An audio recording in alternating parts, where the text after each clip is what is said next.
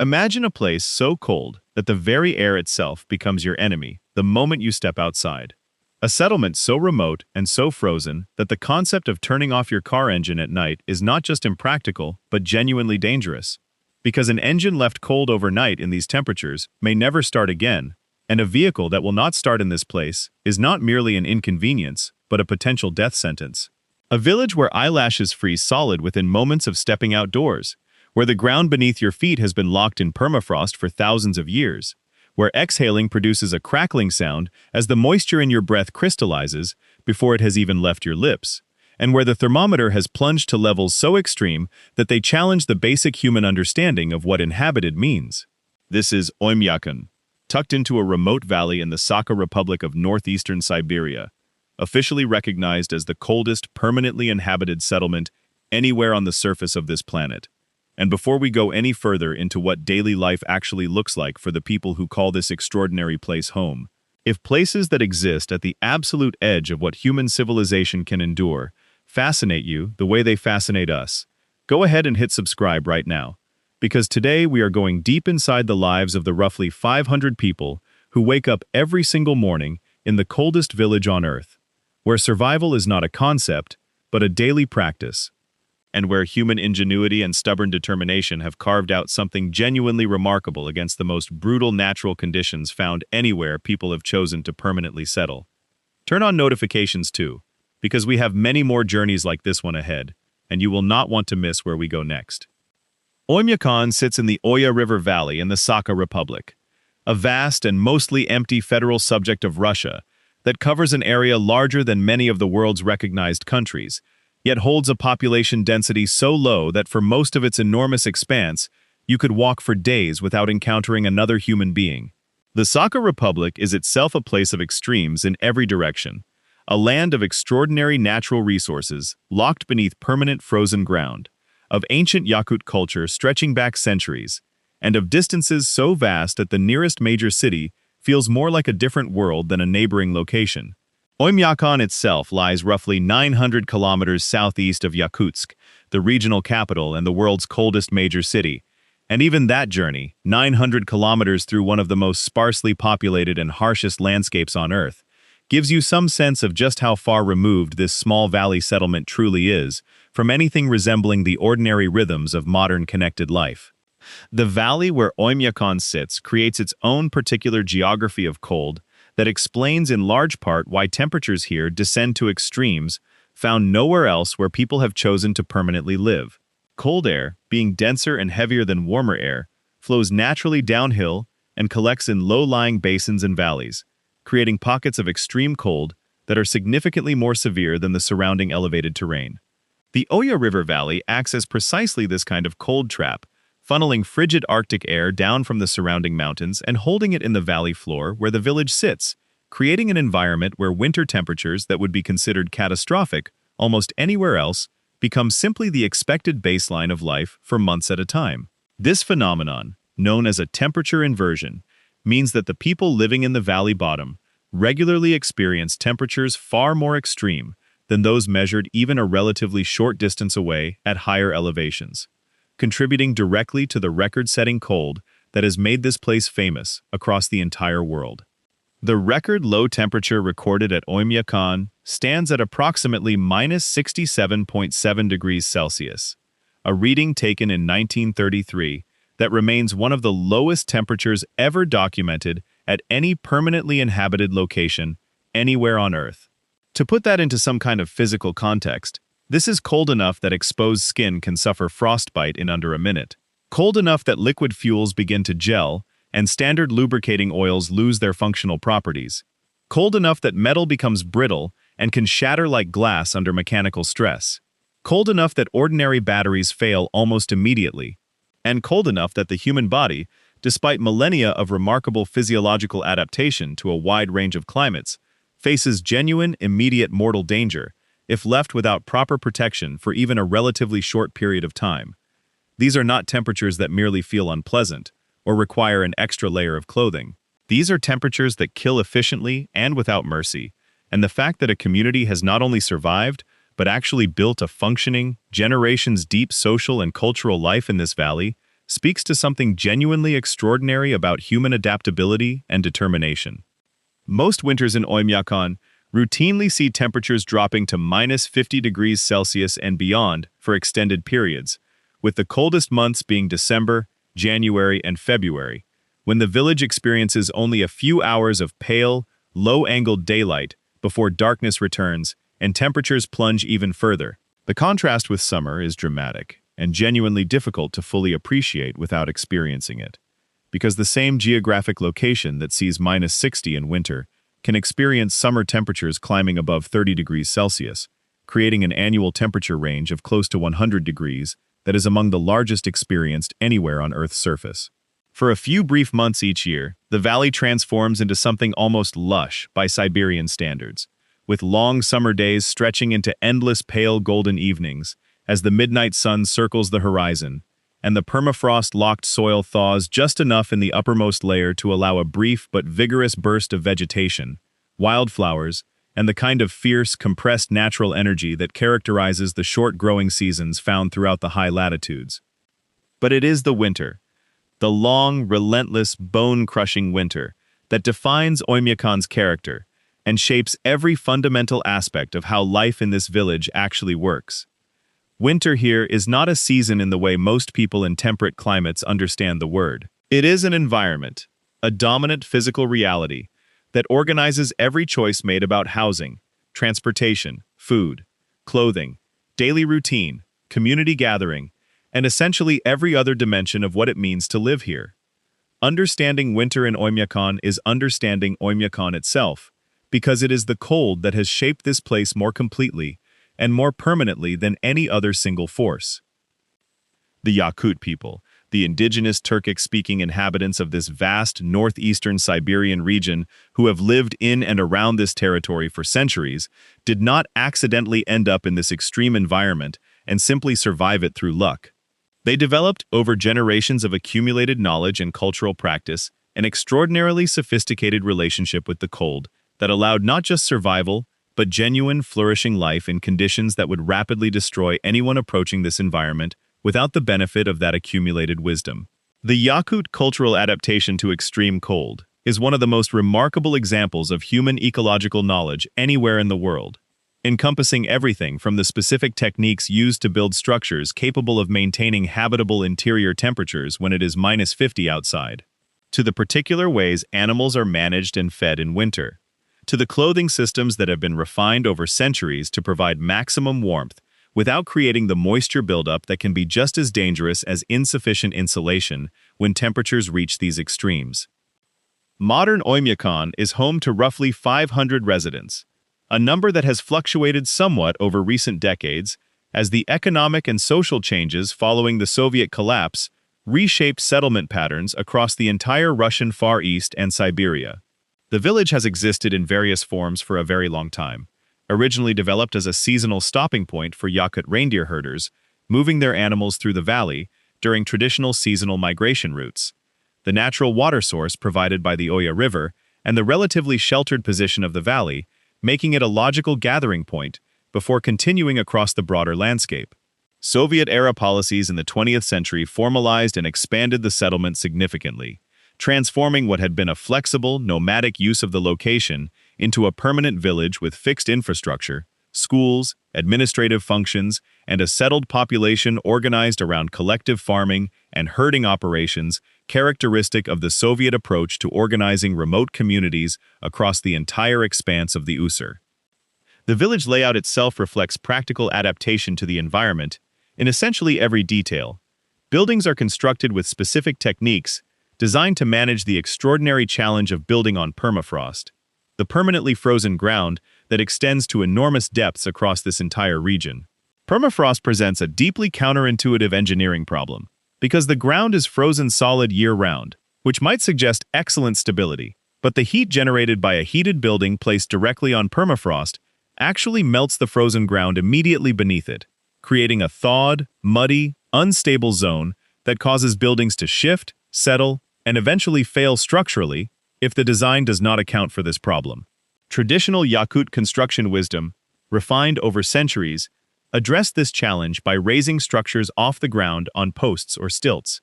allowing cold air to circulate beneath the building and preventing the heated living space from directly warming the permafrost beneath, maintaining the frozen ground in its stable state while still providing an insulated, livable interior space above. Soviet-era and contemporary buildings in Oymyakon continue to incorporate variations of this principle, with structures elevated above the ground surface on various support systems, designed to maintain thermal separation between the heated building and the permafrost below.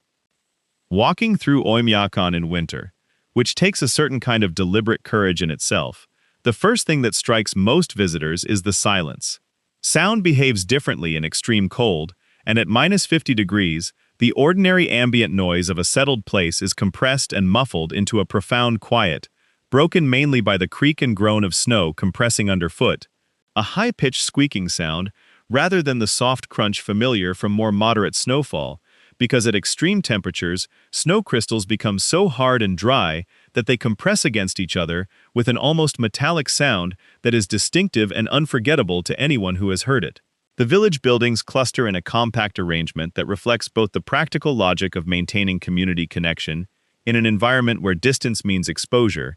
and the historical reality of how Soviet planners organized rural settlements across Siberia, creating a landscape of modest, sturdy homes surrounded by snow-covered yards, animal enclosures, outbuildings, and the visible evidence of daily life being lived in extraordinary circumstances.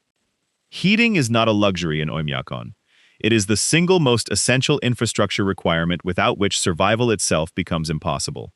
Most homes in the village rely on a combination of heating systems, with many using coal or wood-burning stoves that require constant attention during the coldest periods, as the fire can never be allowed to die completely when outside temperatures are at their most extreme, because bringing an interior back up to habitable temperature from a deep chill in these conditions requires enormous amounts of fuel and time that may not be available. Some homes also have connections to centralized heating infrastructure established during the Soviet period, though the reliability and condition of this infrastructure has varied considerably since the Soviet collapse brought economic disruption to remote communities across the entire Russian Far East. Wood supply requires considerable planning and physical effort, with families accumulating substantial reserves of firewood during warmer months that must last through the entire length of the winter without running short, because there is no emergency resupply available when temperatures are at their worst and roads are at their most difficult.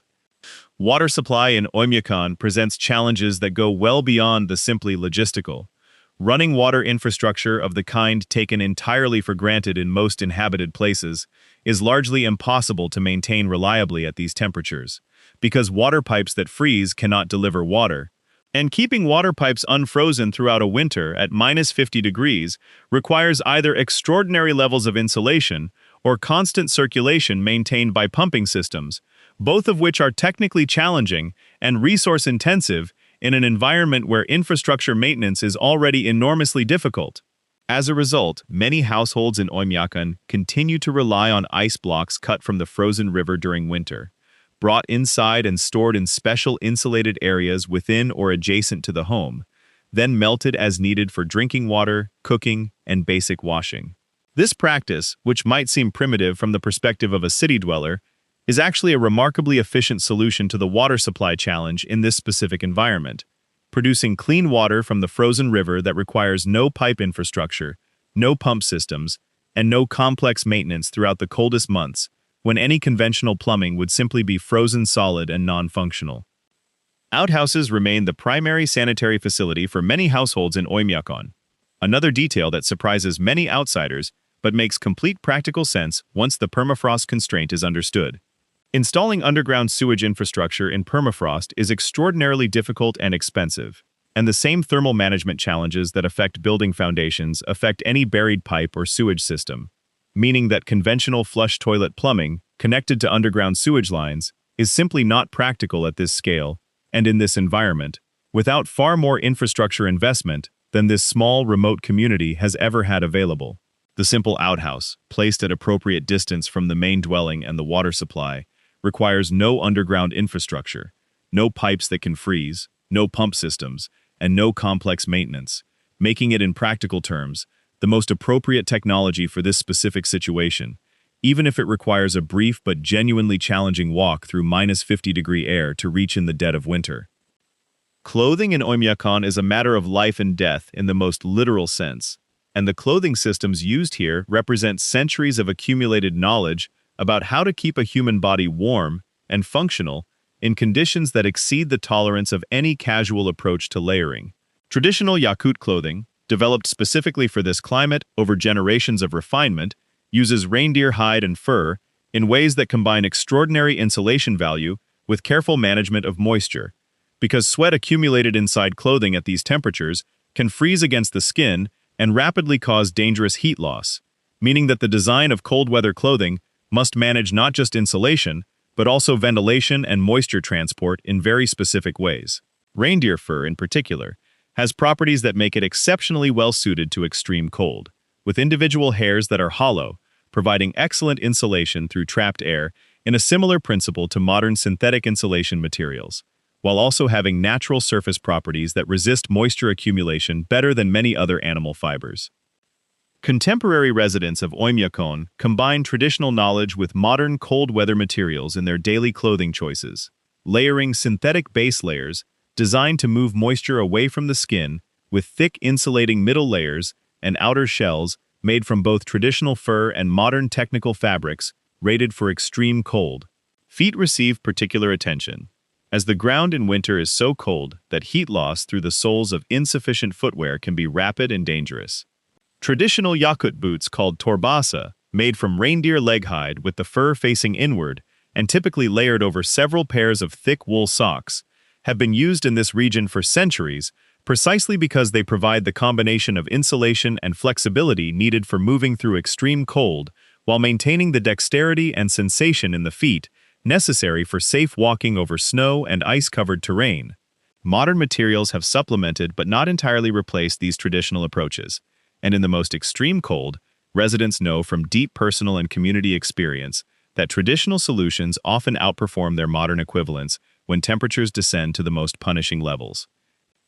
The famous fact about cars never being turned off in Oymyakon during the coldest winter periods deserves particular attention because it is one of the most vivid illustrations of just how fundamentally extreme cold changes the basic logistics of everyday life. Standard automotive engines rely on liquid coolant, motor oil, and various other fluids that maintain their necessary properties within a range of temperatures found in most climates around the world. At -40 and below, standard motor oil becomes so viscous that an engine left cold overnight cannot turn over effectively, and attempting to start an engine in these conditions can cause serious mechanical damage, as stressed cold metal components fail under the load of trying to overcome the resistance of nearly frozen lubricants. The batteries that power starter motors also lose capacity dramatically in extreme cold, often failing to provide sufficient current to start an engine that has been sitting in -50 temperatures for hours. The result is that during the coldest periods, residents with vehicles face a straightforward choice: keep the engine running continuously, or accept that the vehicle may be unstarable and therefore useless until a long, fuel-intensive warming process using external heat sources can restore the engine to functional temperature. Given the enormous practical importance of vehicle transportation in a remote community where the nearest alternative settlement is many hours away across difficult winter roads, keeping engines running through the night is simply the rational response to the physical reality of the cold, even though it means continuously burning fuel through hours when the vehicle is sitting unused, adding considerable expense to the already demanding logistics of life in this place. Diesel fuel itself behaves differently at extreme temperatures, with standard diesel beginning to gel and lose its flowable properties at temperatures that Oymyakon regularly experiences, meaning that vehicles here typically run on specially formulated Arctic diesel, with additives designed to maintain flowability at much lower temperatures. Fuel storage requires insulation or heating to prevent it from gelling in the tank before it even reaches the engine. Hydraulic systems, brake fluid, transmission fluid, and every other automotive fluid must be selected for Arctic temperature ratings. And even then, careful management and constant awareness of temperature conditions is required to keep vehicles functioning safely. Tire inflation also requires attention, as cold temperatures reduce air pressure and can make tires significantly less flexible, affecting vehicle handling and increasing the risk of failure on already challenging winter road surfaces. The road connecting Oymyakon to the outside world is itself a remarkable piece of infrastructure with a remarkable history. The primary route is the Kolyma Highway, known historically by the grimly appropriate nickname, the Road of Bones, a reference to the fact that it was built largely by forced labor under Stalin's Gulag system, with prisoners who died during the brutal construction process reportedly buried beneath or alongside the road itself, their bones literally incorporated into the landscape through which travelers pass on their way to and from this remote region. This history hangs over the road in a way that anyone familiar with it cannot entirely set aside, transforming what might otherwise be simply a challenging and remote driving route into something carrying an enormous weight of human suffering and historical significance. The road runs through staggeringly empty Siberian taiga and mountains, covering hundreds of kilometers between settlements, separated by distances so vast that a breakdown or accident in the wrong location and at the wrong time of year carries genuinely life-threatening implications. The practical challenges of traveling this route in winter are considerable, with sections regularly closing or becoming extremely difficult due to drifting snow, ice, and the kinds of mechanical failures that extreme cold imposes on vehicles and their fuel systems. Travelers making the journey in winter typically carry comprehensive emergency supplies, including food, extra fuel, sleeping equipment capable of keeping them warm if they become stranded, fire-starting materials, and various tools for basic vehicle repair, because in these conditions and these distances, waiting for someone to pass by and offer assistance could mean waiting for a very long time in temperatures that do not forgive extended exposure. Food in Oymyakon reflects the deep practical logic of extreme cold survival, combined with the rich culinary traditions of Yakut culture. The cold itself functions as a natural, infinitely large freezer, which has shaped food preservation and preparation practices here for centuries, in ways that are both ingenious and deeply embedded in the local cultural identity. Meat, particularly reindeer and horse meat, forms the foundation of the traditional Oymyakon diet, providing the high-calorie, high-fat content that cold climate bodies require to maintain core temperature and sustain the energy demands of working and living in extreme cold. The caloric needs of a person working outdoors in -40 temperatures are substantially higher than those of someone in a temperate climate, and the traditional diet of this region reflects that reality directly, emphasizing fatty, protein-rich foods that deliver high energy density in forms that the body can process effectively. Raw frozen meat and fish, served sliced thin and eaten fresh from the frozen state, represent one of the most distinctive culinary traditions of the Yakut people, and of Oymyakon specifically. A dish called stroganina, thin shavings of frozen raw fish or meat served immediately after cutting, is both a practical food tradition born of the preservation advantages offered by the extreme cold, and a genuine, celebrated culinary pleasure for those who have grown up with it, with particular species of frozen fish considered delicacies that carry their own complex flavors and textures, quite distinct from the same fish cooked or prepared at warmer temperatures. The experience of eating stroganina in Oymyakon, fresh frozen fish shaved into curling ribbons and consumed immediately in the cold air, connects a visitor to something genuinely ancient and place-specific in a way that few other food experiences can replicate. Horseblood, consumed fresh or in various traditional preparations, is another significant element of the traditional Yakut nutritional approach in this region, providing iron, protein, and micronutrients in a form well adapted to cold climate physiological demands. Traditional fermented mare's milk, called kumis, shared across many Turkic nomadic cultures across the vast Eurasian steppe and forest zone, also features in Yakut food tradition, though the extreme cold of Oymyakon's winters creates particular seasonal considerations around its preparation and consumption that differ from traditions developed in warmer parts of the same broad cultural sphere. Contemporary food supply in Oymyakon combines locally produced and traditionally sourced food with imported goods brought in by road during the more accessible periods of the year, and by the limited but essential supply runs that connect the village to regional centers when conditions permit. The economics of food supply in a place this remote and this cold create a situation where imported foods carry price premiums reflecting the genuine logistical difficulty and expense of getting them here, and where seasonal availability shapes consumption patterns in ways that most people in more connected places have not had to think about seriously for generations. When the road is difficult or temporarily closed, the village relies on what it has stored and what it can produce locally, a situation that gives food storage and local food production a practical urgency that goes well beyond simple lifestyle preference.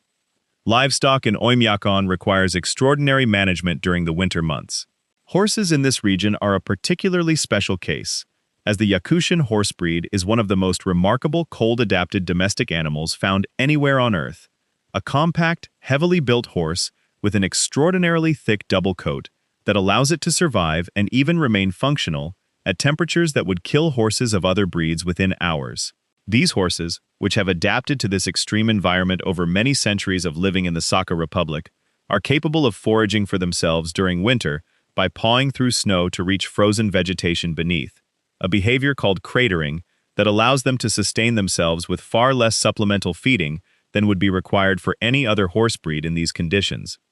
They grow enormous winter coats that can be several centimeters thick, providing insulation comparable in effectiveness to a high-quality Arctic sleeping bag,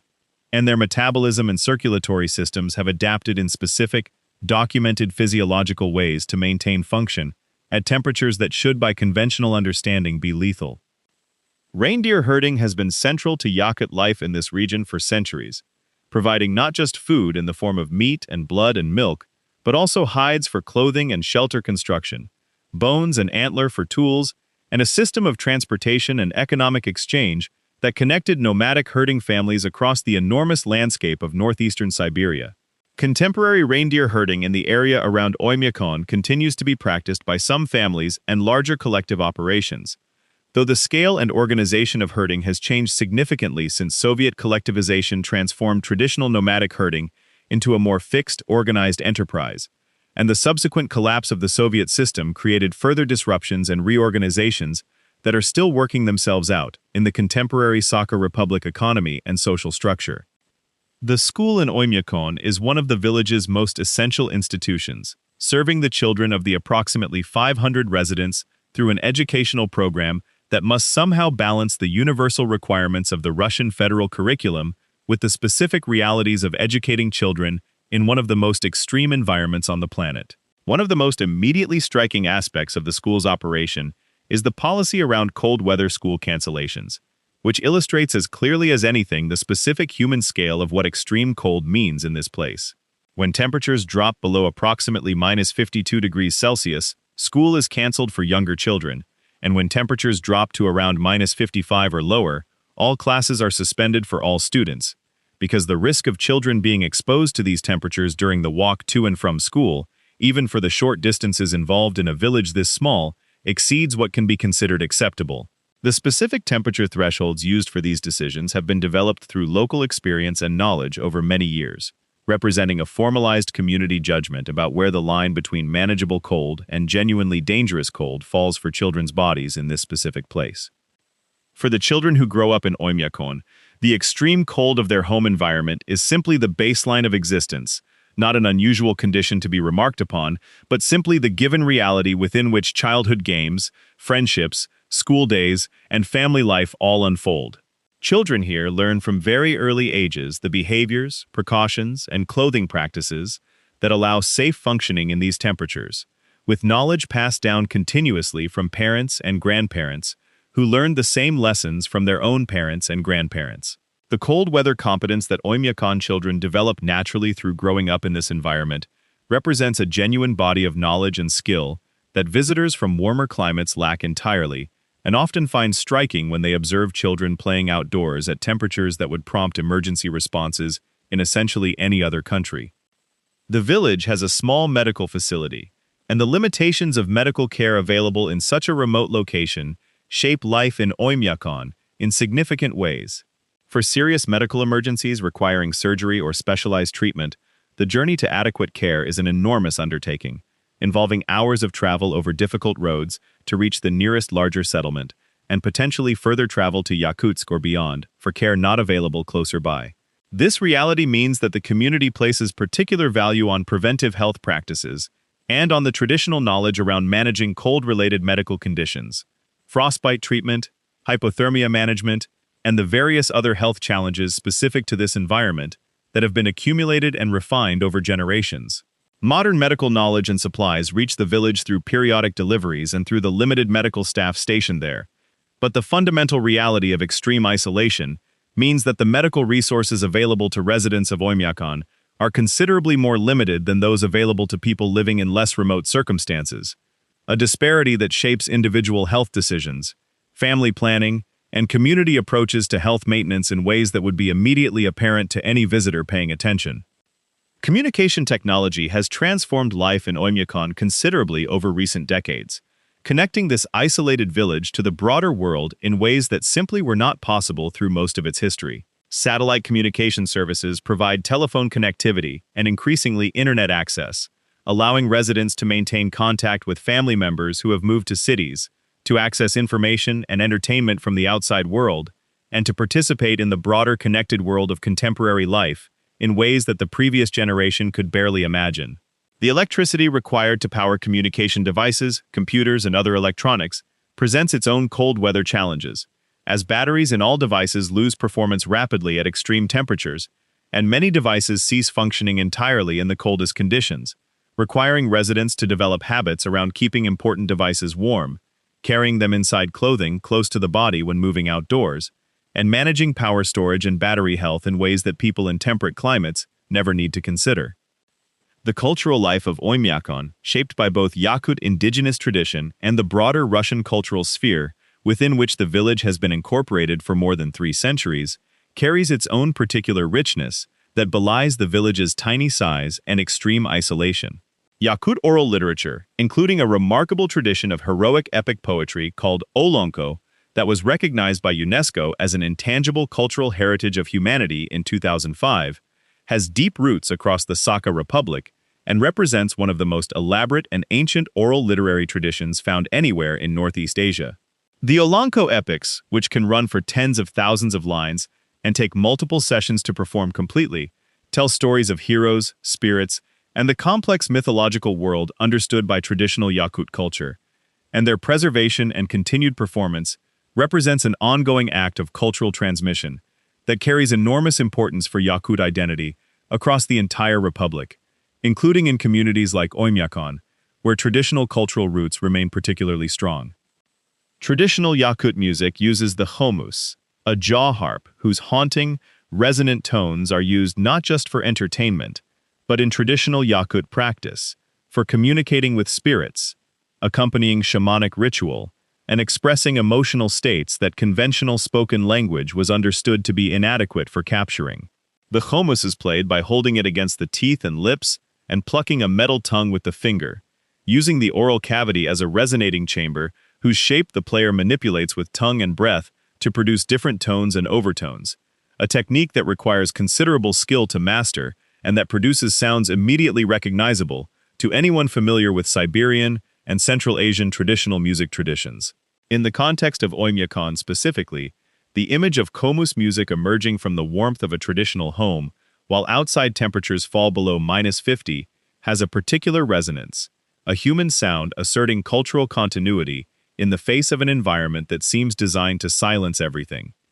Yakut shamanism, the traditional spiritual practice involving specialists called shamans, who served as intermediaries between the human world and the spirit realm, understood to permeate the natural world in Yakut cosmology, was suppressed aggressively during the Soviet period, as it was throughout Siberia, with shamans persecuted and traditional spiritual practices driven underground or eliminated in many communities.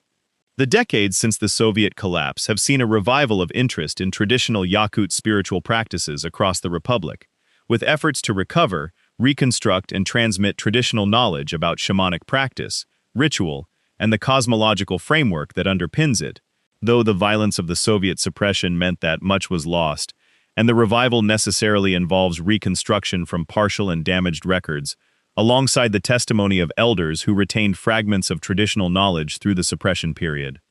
The Wisyak Festival, the great Yakut Midsummer celebration, marking the return of summer and the renewal of the world after the brutal winter, holds particular emotional significance in a community like Oymyakon, where the contrast between the darkness and killing cold of winter and the brief, intense warmth of summer is more extreme than almost anywhere else on Earth. The festival involves ritual drinking of kumis from a communal vessel, traditional Yakut circle dancing called Osuokai that can involve hundreds of participants moving in a great circle together, traditional games, music, and the various ceremonies associated with honoring the sun and the spirits of the land after their long winter dormancy. For people who have endured months of -50 temperatures, the celebration of summer's return is not an abstract cultural formality, but a visceral, deeply felt communal expression of survival and renewal, a shared assertion that the cold has been endured again, and that life continues in this place where it has always continued, generation after generation, century after century. The population of Oymyakon has undergone significant changes over the past several decades, shaped by the enormous economic and social disruptions that followed the collapse of the Soviet Union in 1991. Soviet-era policies had maintained significant populations in many remote Siberian settlements through a combination of subsidized industries, administrative employment, and various incentive programs designed to populate and develop the vast Siberian interior for strategic and economic reasons. When these support structures collapsed or were dramatically reduced following the Soviet breakup, many remote Siberian settlements experienced severe population decline as residents relocated to regional capitals or other more economically viable locations, and the communities that remained had to find new ways to sustain themselves economically without the guaranteed employment and subsidies that had previously made remote life manageable for many families. Oymyakon weathered this transition through a combination of traditional subsistence activities, reindeer herding and horse raising, fishing, hunting, and the gathering of wild foods that have always formed the practical backbone of life in this valley, and through a growing, if modest, engagement with tourism, as the village's extraordinary reputation as the coldest inhabited place on Earth began attracting adventurous visitors willing to make the difficult journey specifically to experience what -50 degrees actually feels like, and how people genuinely live within it. This tourism, while never approaching the volume found at more accessible destinations, has provided meaningful supplementary income for some village households and has connected Oymyakon to a broader global awareness of its extraordinary existence that continues to bring small but steady streams of visitors through even today. Tourism to Oymyakon is not an easy or casual undertaking, which itself becomes part of the experience for those who make the journey. The journey from Yakutsk to Oymyakon takes roughly 2 days by road in winter, traveling through landscapes of extraordinary, austere beauty that include the immense frozen taiga forest, river valleys locked under ice several meters thick, and views of mountain ranges that extend to every horizon in a scene of complete, overwhelming whiteness that can induce a kind of reverent silence in visitors unaccustomed to true wilderness at this scale. Along the route passes through a small number of other settlements including Tomtor, near which the Oymyakon record temperature was likely taken, and the journey itself requires careful preparation and experienced guidance, as the road conditions and the genuine risks of breakdown or emergency in these temperatures are not hypothetical concerns but practical realities that shape every decision made during the trip. Visitors who reach Oymyakon typically stay with local families in home accommodations, an arrangement that provides not just shelter, but a direct, intimate window into the actual daily rhythms of life in this extraordinary place. Waking up in a family home in Oymyakon on a winter morning when outside temperatures are at their most extreme involves a series of experiences that no amount of reading or video watching can fully prepare a person for. The moment of stepping outside for the first time into genuine -40 or -50 degree cold is described consistently by visitors as one of the most viscerally immediate physical experiences they have ever had.